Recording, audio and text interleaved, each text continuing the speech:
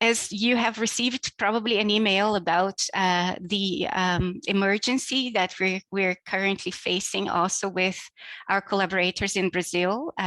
There have been floods affecting the Huni Kui communities in the Amazon, and we work very closely together.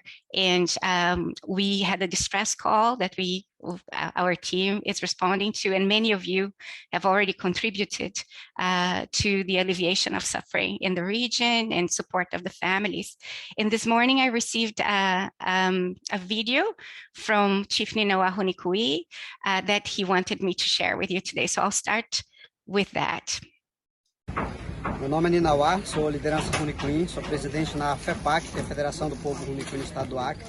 Nós vivemos na região amazônica do Brasil, aqui no estado do Acre, e neste momento quero aqui agradecer imensamente cada uma das pessoas que contribuiu para poder apoiar as famílias que foram inundadas no município de Jordão. Estamos nesse momento entregando aqui a cesta básica que vão subir de barco até a cidade de Jordão, a água mineral que já está aqui, material de limpeza. Então quero agradecer imensamente a cada uma das pessoas que colaboraram para apoiar essas famílias.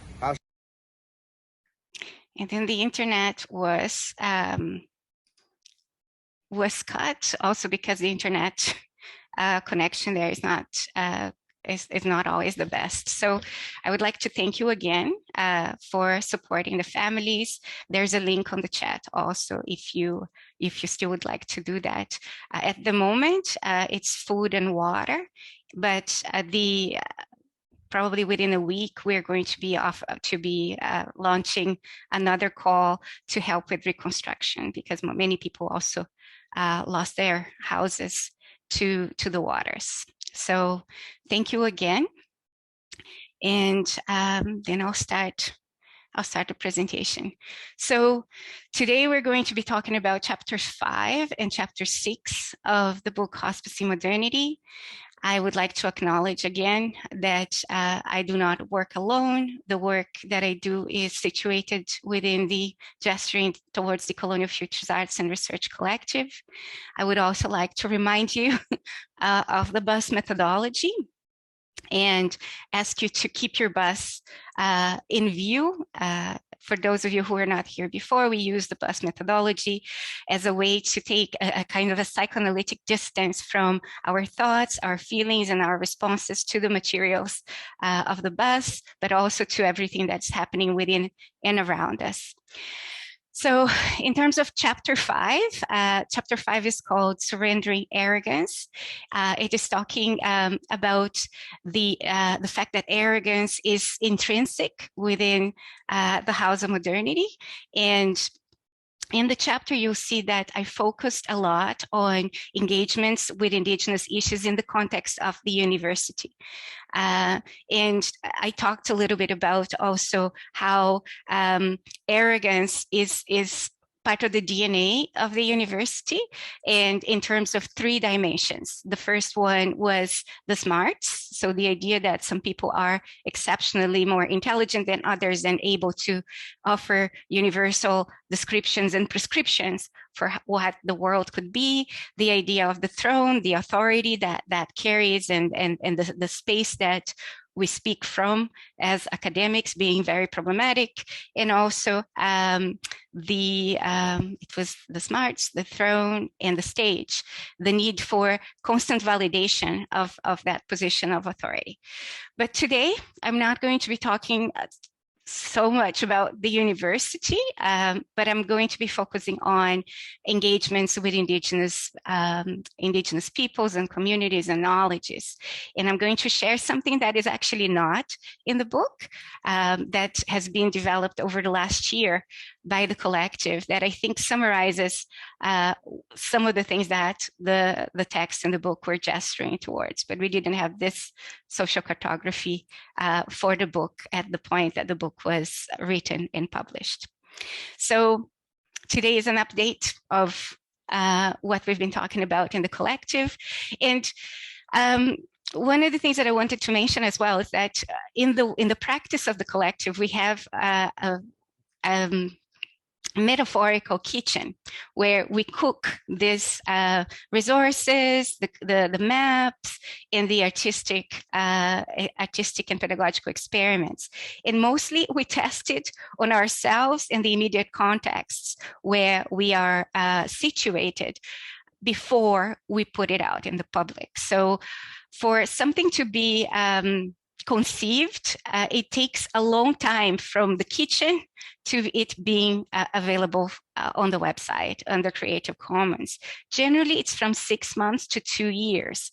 And the process that it takes for resources related to equity, diversity, inclusion, indigenization, and decolonization to come out take sometimes longer than that, because we are looking at how what we are saying can be weaponized by other forces and work against the very people that we're trying to support, and or people who can exploit the vulnerabilities. So we test it a lot before putting it out there as a way of being accountable also to these experiments. So having said that, we've been talking a lot about 3 dimensions of responsibility in terms of our engagement with questions of violence and unsustainability. And these 3 dimensions are a way of layering both the context and concept of responsibility. So we think about responsibility now in at least three different ways. So the first dimension of responsibilities is attributability, recognition of harm caused. So for example, in the context of Canada, is understanding that the creation of the nation state of Canada happened at the expense of Indigenous peoples. The second dimension of responsibility is answerability, recognition of systemic complicity in harm. So for example, somebody saying, I will support Indigenous efforts to pressure the government to return some of the land of the Indigenous people back to the Indigenous people. But then here, there is always a kind of a caveat, spoken or not, like that I will support the return of the lands as long as it's not my lands, as long as I'm not personally affected. And the third dimension is accountability, a recognition of personal and systemic implication in harm and the obligations of reparation. And here you would have somebody saying, I'm in debt, I have recognized that I'm indebted and commit to cross-generational repair or to reduce and interrupt harm in the wider context. Now, this can, I'm using the example of Indigenous peoples in the work that we do here in Canada, but we're looking at the 3 dimensions also outside of that context in the global scale. So for example, how we are complicit in harm at a global level. But today we're going to focus more on the Indigenous people in the context of Canada. So the second part of this map that I'm going to show in the next slide is that there are 2 dimensions also of accountability, which we can think about in terms of existential accountability, in terms of our existence in the world, and in terms of political accountability. So we have mapped, again, 3 ways that people relate to systemic, historic, and ongoing colonial violence. And the 3 ways are, number 1, sanction ignorance. I do not relate to systemic, historic, and ongoing colonial violence. I'm just an individual doing what I can, and my life is not connected to this thing. So that would be that position. Then there's personal awareness. I understand that I am connected, but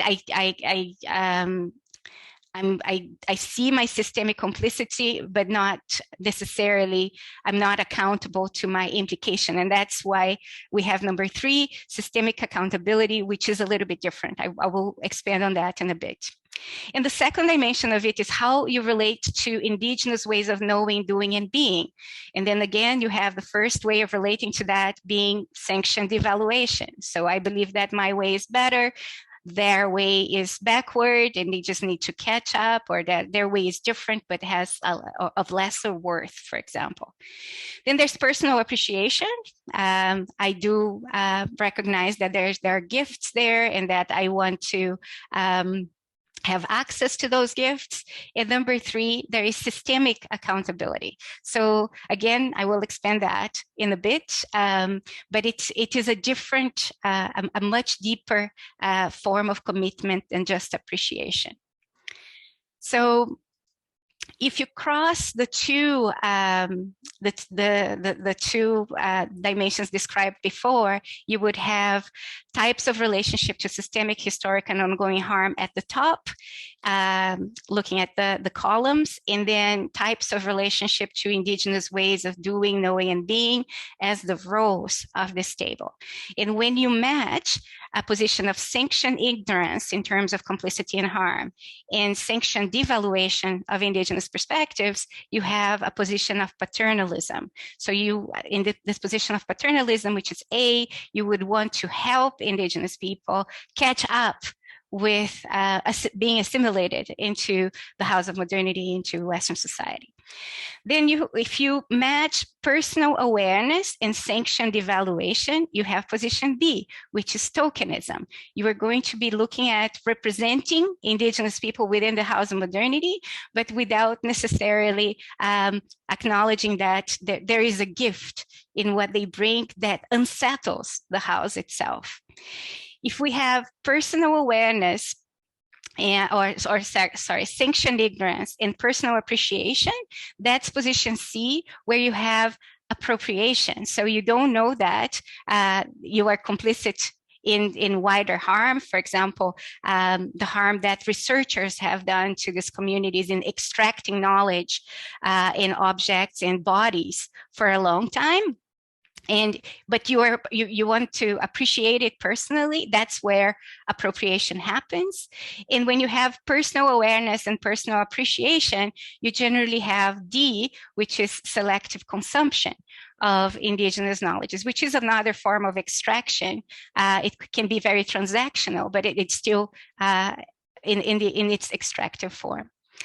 Now, position E is a position of systemic accountability in personal appreciation. Here, you would have a position of answerability, for example, in relationship to the dimensions of responsibility, where you would be supporting indigenous-led projects. You would be aware that that redistribution is necessary, but you wouldn't necessarily be committed existentially to the protection and revitalization of indigenous knowledge systems.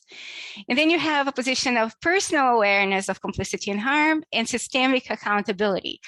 This is F, where you commit existentially to indigenous knowledges. So many people who want to connect to nature, who have this idea of the indigenous eco warrior, which is actually a form of idealization, but who do not necessarily commit politically to indigenous struggles. So position G is what we call accountability plus, where both existentially and politically, we can be present to the complexities and paradoxes of the long term of this relationship. And we would know at that point, if we're in G, that relationships based on trust, consent, reciprocity, respect, and accountability take a long time to be formed, and they're very complicated because trust, consent, respect, reciprocity, and accountability are understood in different ways by different communities and by different sensibilities. So position G is very much related to where we would like to get to in terms of expanding our capacity to have the stamina for the long haul of this work in a way that doesn't shy away from the shit, from composting the shit, from the difficult aspects of the pathway, that do not try to romanticize or idealize or just redistribute, but that are committed cross-generationally to the hard work that we will have to do in undoing or repairing the harms that have been done by our ancestors who have come before, and stopping the buck with us in terms of the legacies of harm that we leave to future generations. So here is the place where we acknowledge we're indebted to those at whose expense our privileges, status, and comforts are sustained, are created and sustained, and we commit to reducing and interrupting harm. So we've been using this cartography now with organizations to talk about, not in an accusatory way, but where we're at in A, B, C, D, E, and F and G, and what we need to do, and to be able to visibilize the harms that can be done if we're not paying attention to the kinds of relationships and in forms of engagement we are participating in.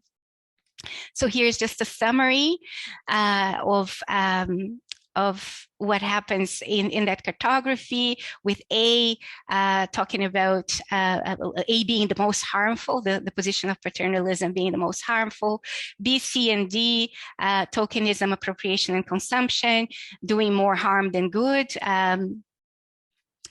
positions E and F, doing more good than harm, but with a high potential for projections and precarious forms of commitment.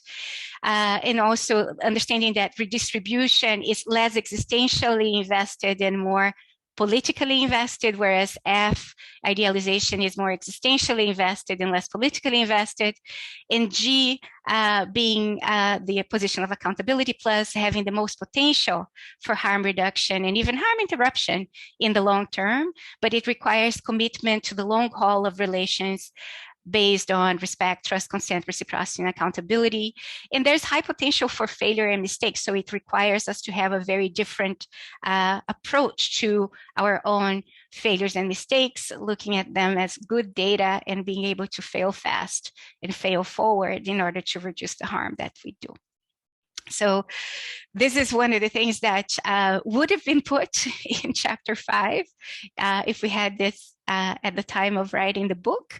Probably in a second edition, maybe it will be added.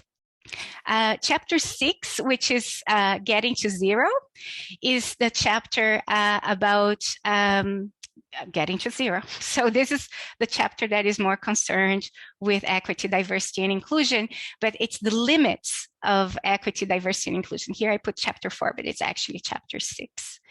And in this chapter, we talk about the relational imprint of modernity in our politics and the way we relate to one another.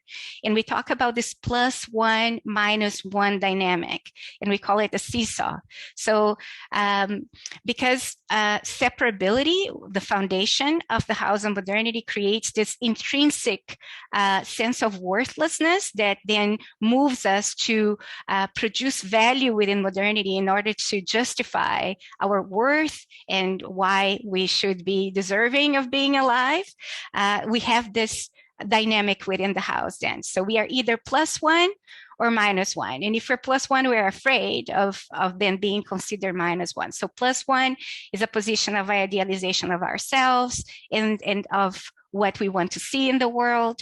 And -1 is a position of vilification and pathologization. And getting to zero is about being able to be present to the good, the bad, the broken, and the messed up of humanity, both within and around us. So again, it's expanding our capacity to sit with what's presenting itself from a different space, with a different compass. And one of the things that is explored at the end of the chapter is that this relational imprint of modernity creates the conditions for a certain form of politics or political grammar to be enacted within modernity. So if you don't, for politics to be intelligible, it needs to perform a specific grammar. And we have mapped this grammar around 5 E's. The first E is exceptionalism. The second is exaltedness. The third is expansion of entitlements. Then there's externalization of culpability and ego empowerment. And in the next slide, we have a short explanation of each. So exceptionalism is when people say we are the most virtuous, the most deserving, and the best fit to lead. Exaltedness is our greatness should be remembered and celebrated. So the need for validating the greatness and legacy of those who are perceived to be in the exceptionalist position to lead. Then there is expansion of entitlements. We deserve more authority, autonomy, and arbitration. Then there's externalization of culpability. We are the good team who's fighting oppressive forces. We are not implicated in harm. And then there's the empowerment of the ego, which says that all our desires are worthy of support and expression, especially if we are exceptional. So in the book, there is a little bit of a discussion, not a very extensive one, of the limits of the 5E grammar of politics and the invitation for us to think about what other forms of politics based on accountability, responsibility, humility, self-reflexivity could be possible as we reach the limits of this. And there's also an acknowledgement that this form of politics is still legitimate and very important in saving lives. So a lot of people have to use this form of politics to be able to have access, for example, to medical care, to resources, to possibilities of livelihood. So because it is the only intelligible form of politics, and it is limited and problematic and often harmful, it doesn't mean that it cannot be used. It will have to be used in certain contexts. But at the same time, if we don't pay attention to the limits of this form of politics that we see, for example, today in the many ways that this politics is being enacted in the world, both on the left and on the right, we are going to be stuck in a position where at some point it's going to be entitlements against entitlements, and we're going to be using trauma and as a currency for accessing entitlements, and this is extremely problematic. However, a very important caveat is that once we acknowledge these limits, it's very easy for people to weaponize this discussion and say, okay, so the claims of oppression then have no value because you are enacting this politics. So this is not what I'm trying to promote or to use.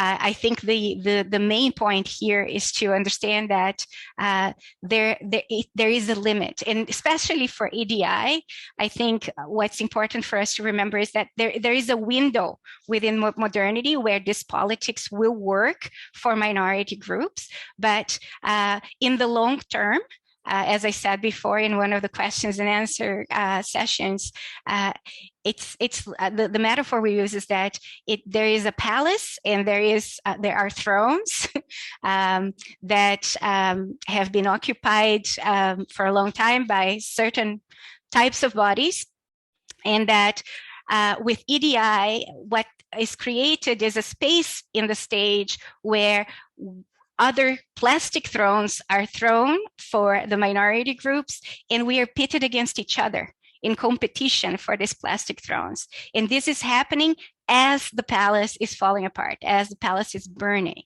So as long as we are attached to fighting for these thrones, we might not perceive that the whole structure might be collapsing soon, and we might be distracted in this competition for the expansion of entitlements. So announcing this doesn't mean that I have the solution to say, okay, now this is what we should do.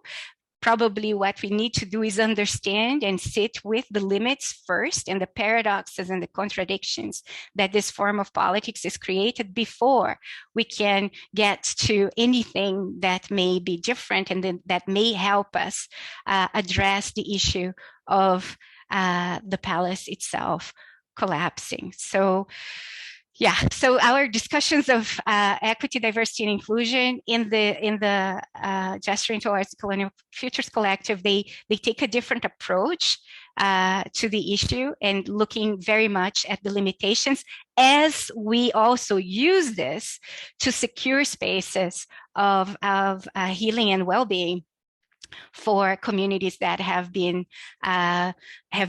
made much more vulnerable to the violences of the house. So it's not an either or scenario where this is bad, we do something different. This is more a sitting with scenario where we have to get to the depths of the problem by sitting with the problem and facing the problem rather than trying to exit from it. Do I know of other ways of doing politics that are not this one? I think this was already one of the questions on Slido. Yes, but they are not intelligible. So we see Indigenous communities, for example, that we work with both here in Canada and in the South, fighting differently, enacting a different kind of politics between themselves, within their context. And I'm not trying to romanticize it, because it is very complex and paradoxical as well. But these forms of politics are not legible to the state or to people that are looking for exceptionalism, exaltedness, extension of entitlements, externalization of culpability, and empowerment of the ego. And many people in these communities also use the same grammar to be able to fight for their rights and their livelihoods and their territories. So it's a different set of questions to sit with EDI. We also recognize that EDI is an industry, and that our revolutionary forms of fighting the house have also taken the grammar as the foundation, and we're very careful not to delegitimize struggles, but at the same time we ask people to sit with the paradoxes and the contradictions in an attempt to hospice what is unsustainable in terms of this form of politics, and offer prenatal care to something else that could emerge from us learning from the failures and mistakes of what we have currently in front of us. So with that, I think I'm going to move to the Slido. So the first one, what roles might artists and art, poetry and fiction, visual art, music, dance, etc., play in hospicing modernity? So there is a huge role in artistic practices. In hospicing modernity, there are many ways in which arts can bypass the defenses of the ego, can get us to places, and we can get away with a lot with art that uses metaphors and analogies and figurations to work with the most difficult aspects of the work that needs to be done, that art can do it much easier. So it's important not to idealize and romanticize art and put all art in the same in the same category. So there are different types of art. There is art that reproduces the house. In many ways, art can also be seen as the balcony of the house, where we look at the world from that balcony, but we are there to protect the house. So the art has also been used to sustain and maintain the house in place, especially if we think about art as an industry. And in that sense, I would like to draw attention to the work of Indigenous curator Elwood Jimmy, who works with us. We have a recent article related to the consumption of indigeneity that is related to art that has just been published. So we have to look at art like we look at education. It can both reproduce the house and interrupt the house. So it's in the way that we do it and what the compass and pedagogical intent of the artistic practice is, where we're going to see different kind of disruptive work being done.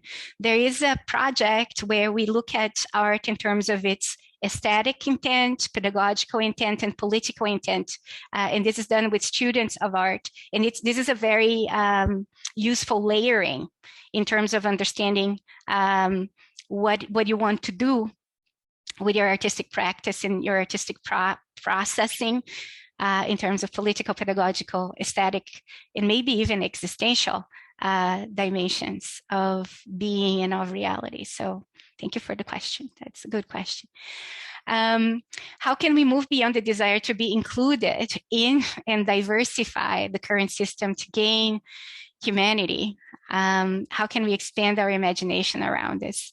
I think in the book, I think it's chapter 4 that we also talk about the concept of humanity, our relationship with humanity. And in that chapter, we talk about how if we talk about humanity as an idealized characteristic or idealized phenomenon, we create the concept of the human versus the inhuman. In this creation of the concept and of this contrast, which is actually in the work of Sharon Todd, it sustains this idealization in ways that separate us also from each other. So in the book, we are invited to sit with humanity as the good, the bad, the ugly, the broken, and the fucked up of humanity within ourselves and around us, without idealizing the human as the benevolent or the innocent or the pure or the perfect. So the question, as I understand it, how can we move beyond the desire to be included in and diversify the current system to gain humanity? To gain humanity is to sit with that spectrum of good, bad, ugly, broken, and messed up of humanity. How can we expand our imagination around this? That's a good question.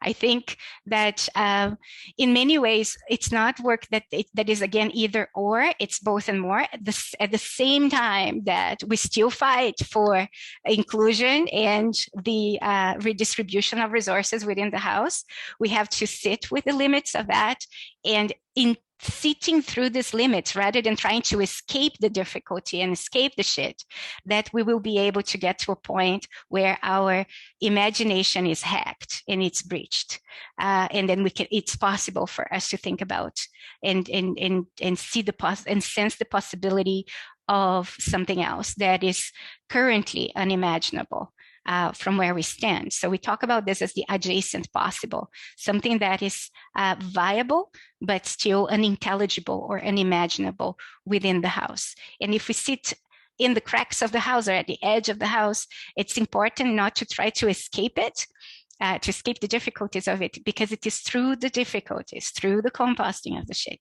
that other possibilities gestate, and that is where we can hospice and offer prenatal care to something different.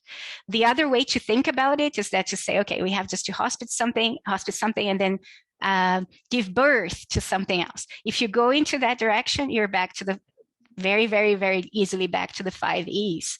And then we're just going to reproduce something that is based on the same structures of the house of modernity.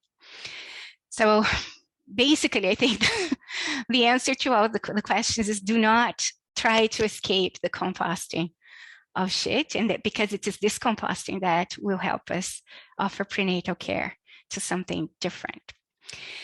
Are you aware of any real-life examples of political practices of composting and decluttering that may support people in getting to zero non-violently?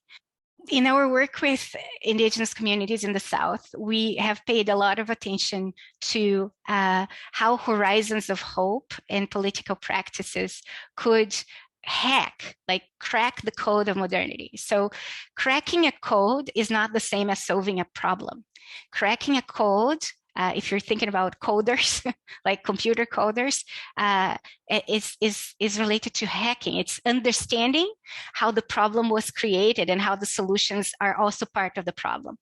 In philosophy, in the colonial philosophy, we talk about it as the difference between dialectics and analectics. And we can talk about that, we'll talk about that in the last session as well. But the problem that we face with these different practices that exist out there is that they are unintelligible, that if we put them in front of us, because we are looking for the 5 E's, they do not make any sense what they're doing, for example. So if we go into Indigenous ceremonies, you will see a political practice there that centers the land and that does not see human beings as capable of fathoming what's going on. So we're working with unknowability and with mystery and with the land as a living entity that contains you, that interpolates you. So there are lots of practices that then emphasize how our unconscious has been colonized and try to declutter that through the assistance of practices of sensorial deprivation, for example, or practices of sensorial deprivation that includes also not talking and being able to go into spaces of consciousness and unconsciousness that that can help with the assistance also of plants, like practices that involve ayahuasca, mescaline, psilocybin, and other and other sacred plants, for example. So, but in that, I need to also say that we are also observing how Western communities consume these practices for a very different purpose that does not translate into political engagement.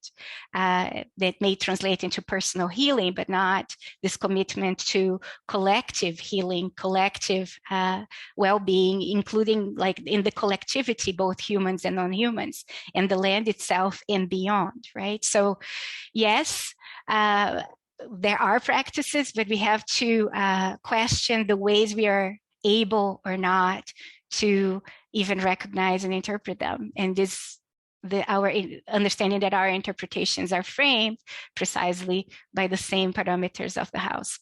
So the first one for me now is Raj, a right book, right time. In what ways can community support the individual and collective practice of releasing entitlements, exceptionalism, exaltedness? Yeah, question of our time too. Okay, what I can say is in relationship to our own collective, again, what we're experimenting between ourselves. I'm not sure if that translates or can be recontextualized to other contexts. But I think it is a practice that requires both a form of relational and intellectual rigor, and also affective rigor, and also discipline, right? So you need you need a practice. So the Radical Tenderness Manifesto is one of the things that has grounded us and anchored what we have been trying to do. So being constantly reminded that that's what we need to be doing, and having authorizing friends to remind us when we're not doing that too is important. I think so. Having understanding that you are not accountable in a direct way. So it's not going to be a human authority that's going to make you do this. There's no leader outside that will hold you to task, but there is an internal commitment to that is witnessed collectively. So we help each other to do that with compassion, but understanding that compassion can very easily slip into indulgence, and being very aware of that, acutely aware of that, and helping each other in a critically loving way to not fall into the known ditches in relationship to that. But you do need people around you to be in this work with you. And that's one of the reasons why we decided to create the opportunities for people to be together and create a common vocabulary, and see if they want to commit to the same kind of process of letting go, of surrendering things that do not serve us anymore, and that may become problems, deeper problems in the future, and then figuring out how that works by doing it. I do not think that a group of 100 can do it together. We would need smaller groups trying to do this in more intimate ways, because the level of intimacy we can have with 100 is just impossible because of the time and space that we can share. Also because there are many different directions that people go in the beginning of this process, that it's like herding cats, right? It's very difficult to keep people on task, also because logarithmic capitalism trains us to be distracted. So I would say groups of 5, start with 5, see how it goes, and transform it into a practice. And critically loving would be the words that come to mind in terms of how we remind each other of what needs to be done and of composting the shit. Thank you for the question. Another question, how can we engage, how can one engage in this work collectively without benefiting from their individual contributions? Making yourself a brand and being paid as a speaker. That is, the thing is, there is an industry out there that would encourage that. There's so much I could say about this one too, and how whatever I say can be interpreted in different ways. But anyways, I'm in a very privileged position as a professor, being paid by a university. So what I'm trying to do, like, because I have my rent paid, I have my food secured, everything that I do as a speaker, everything that I do as outside of that salary, some of the salary also is redistributed, but everything that I do outside of that is what we try to do is redistribute it directly to the community. So that's one of the things, but I'm doing that from a position of privilege. Other people who can't do that will have to, and we have people in the collective who do not have secure employment, who do have to have their livelihoods sustained, secured. So what we have in the collective is an understanding that we have a redistribution commitment with the money that is made out of this work. So all of the work that we do is licensed under Creative Commons. All the work on the website is licensed under Creative Commons. The proceedings of the book that are sold through the Musa Ghez Foundation also go to the emergency fund.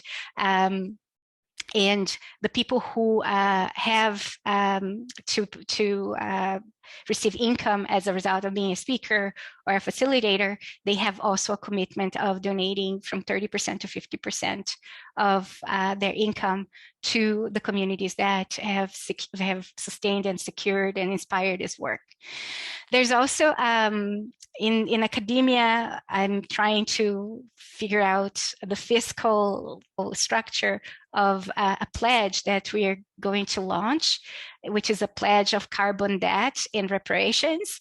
So in this pledge, I pledge not to travel by long distance unless it's essential travel, which means when the communities ask us to go or when we have to reunite with family. Which means that if I'm invited to a conference, for example, to speak at a conference, my first response is to say, I've signed this pledge and I'm asking the conference organizers to redistribute the funds to the Federation of the Huni Kui People, for example. And in that sense, I can work, I can do the thing online if possible, and I'm not going to be paid, and the travel. The funding for travel is also going to be redistributed.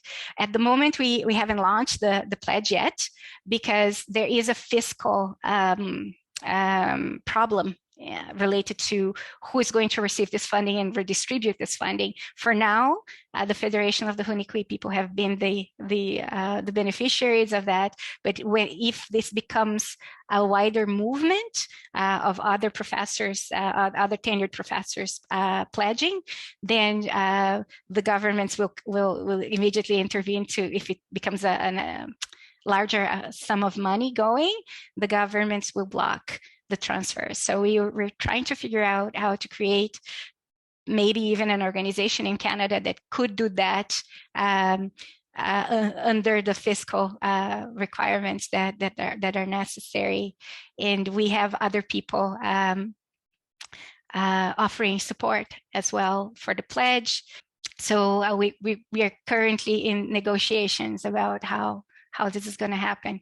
So again, efforts of redistribution need to be there at this stage, and the part about the brand is something that is really hard. I particularly do not like the spotlight. I am not very comfortable being here speaking like this. I do prefer not to be known and to be working behind the scenes, but we also recognize that in order to make this work ready, available to the people who actually need it, we will need to do what is needed rather than what we want to do.